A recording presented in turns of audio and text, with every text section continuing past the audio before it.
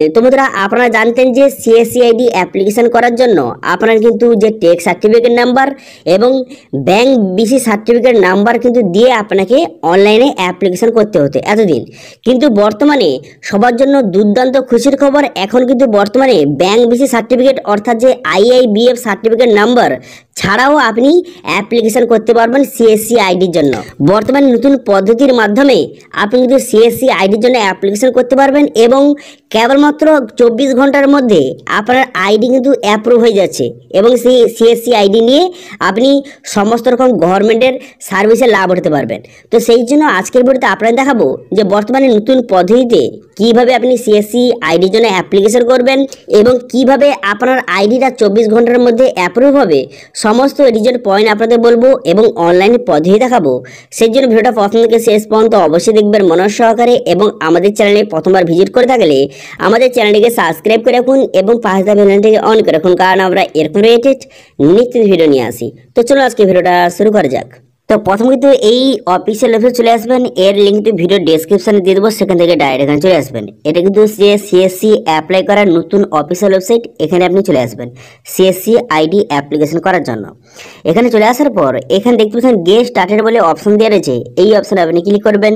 এই অপশানে ক্লিক করে দেওয়ার পর এরপরে কিন্তু এখানে আপনি যে সিএসসি আইডির জন্য অ্যাপ্লিকেশন করবেন তার জন্য কি কি ডকুমেন্টস লাগবে এখানে কিন্তু দেওয়া রয়েছে। এখান থেকে খুব সহজে আপনি দেখে নিতে পারবেন যে কি কি ডকুমেন্টস লাগবে। এখানে লেখা রয়েছে দেখতে পাচ্ছেন, এখানে আপনার ভোটার কার্ড লাগবে, এখানে আপনার প্যান কার্ড লাগবে, আধার কার্ড লাগবে, আপনার ফটো লাগবে।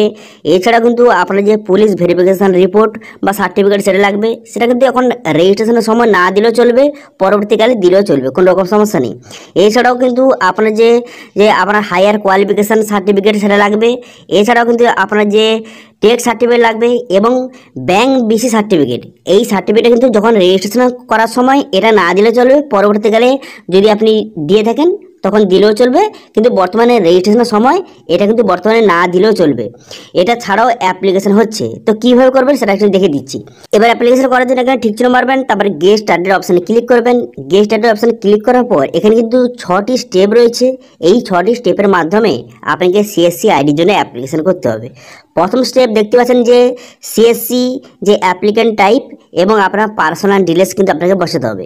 তো সেই জন্য আপনি কি করবেন, এখানে ইন্ডিভিজুয়াল দেখতে পাচ্ছেন, এখানে ইন্ডিভিজুয়াল রয়েছে, এটা আপনি সিলেক্ট করবেন। করে দেওয়ার পর টেক্স সার্টিফিকেট নাম্বার বসাবেন এবং যে ব্যাংক বিসি সার্টিফিকেট অথবা যাকে আইআইবিএফ সার্টিফিকেট বলা হয় সেটা কিন্তু বর্তমানে না দিলেও কিন্তু আপনি রেজিস্ট্রেশন করতে পারবেন। এটা কিন্তু ম্যান্ডেটরি নয়, কেবলমাত্র আপনি টেক্স সার্টিফিকেট নাম্বার বসিয়ে এখানে ভ্যালিড অপশানে ক্লিক করে খুব সহজে সিএসসি আইডির জন্য অ্যাপ্লিকেশন করতে পারবেন। এখন বর্তমানে ব্যাংক বিসি সার্টিফিকেট অথবা যে আইআইবিএফ সার্টিফিকেট না দিলেও এখানে আপনি রেজিস্ট্রেশন করতে পারবেন এবং সিএসসি আইডি খুব সহজে নিতে পারবেন।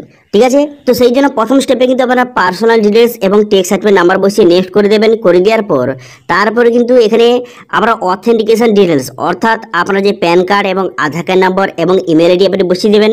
বসিয়ে দেওয়ার পর নেক্সট বাটনে ক্লিক করলে আপনার ব্যাংকের ডিটেলস কিন্তু বসাতে হবে।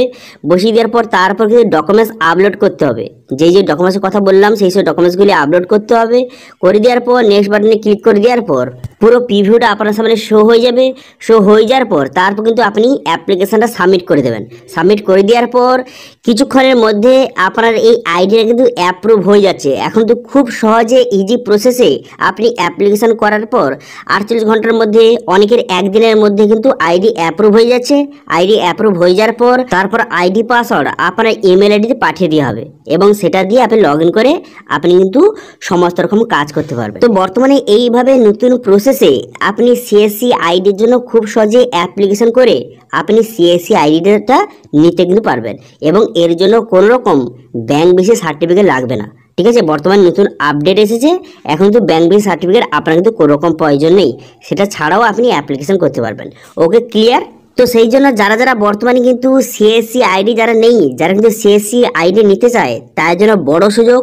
বর্তমানে কিন্তু ব্যাংক বিসি সার্টিফিকেট ছাড়া অ্যাপ্লিকেশন হচ্ছে, এই সুযোগ কিন্তু হাতছাড়া করবেন না। সেই জন্য যাদের আইডির প্রয়োজন তারা কিন্তু খুব সহজে অ্যাপ্লিকেশন করুন এবং আইডিটা খুব সহজে আপনি পেয়ে যাবেন।